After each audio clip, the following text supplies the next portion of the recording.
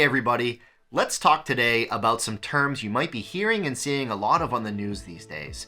Terms that are often thrown out there but not everybody understands. Let's give them some context. The first one is volatility. Volatility, very simply, is the up and down swings of a major market index or even your portfolio. We all know markets and portfolios don't move in a straight line, they do go up and down, they do fluctuate. And that fluctuation is what we call volatility. However, in conversation and often in the news, when people are referring to volatility, they're often referring to the downside part of it, right? So when volatility comes up in conversation, it's often because markets are down.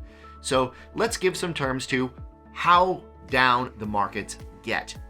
The first term we'll use in terms of negative volatility is a pullback.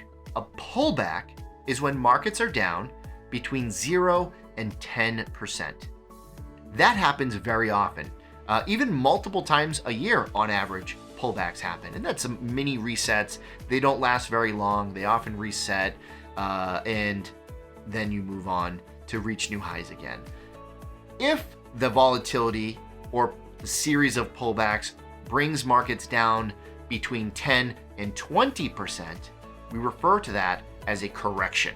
So that is the definition of a correction, another term we use, 10 to 20% on the downside. They're also fairly frequent, not entirely uncommon, and while it's difficult to go through them and sometimes there's some alerts or a lot of concerns, they typically don't last all that long. If markets go down below 20%, that is what we refer to as a bear market. It means we've entered into a bear market. If you come down 20% or more from a recent high over virtually any period of time, that is a bear market. If you get to that point in a very, very quick period of time, they also throw the word crash in there a lot of times in the news cycle. You'll see a bear market crash. And it typically refers to when that happens in a very, very, very short period of time. Obviously, like days would be an example.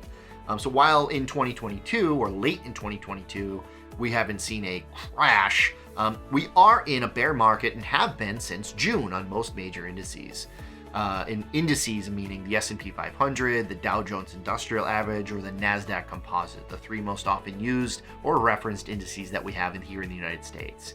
So there's a study by AMG that was released recently that showed us the 11 bear markets that we've seen prior to 2022 and going back as far as 1932.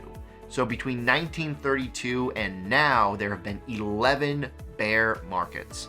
While we don't have the crystal ball to say when is this going to end or how bad is it going to get, we can look at history to give us at least some idea of what happened before. Well, of those 11, the average bear market was down about 38%.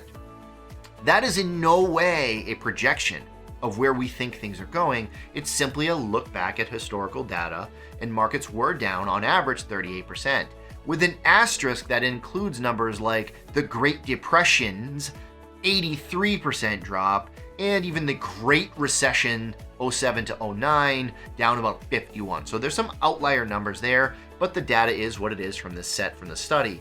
The average duration, or how long that the bear market lasted, was about a year. The study shows about 1.2 years.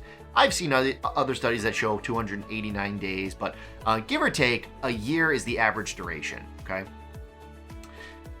Then it often comes with a recession. A lot of people believe that recession is a market term. It's not. A recession is an economic term, okay? So that is by definition, by classic definition anyway, 2 consecutive quarters of negative GDP, right? Or the economy shrinking for 2 quarters in a row. And while there's some debate about whether we're in a recession here in late September, early October of 2022, we've met the classic definition earlier this year. So while the debate rages, there are some that say we are already in a recession, which would go according with the bear market history. However, some good news, the AMG study shows that within a year after the bear market ends, the average of that same set of numbers shows a positive performance of close to 50% from the bottom, or 48.74%. And 2 years after, using the same set of information, shows close to 70%, 69.22.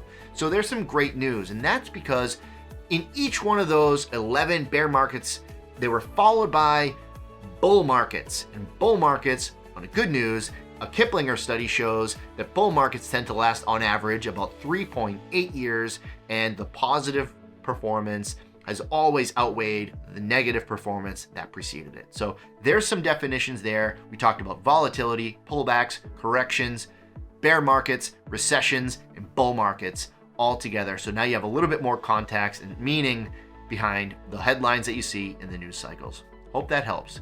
Give me a call if you want to dive deeper into each and every one of these topics.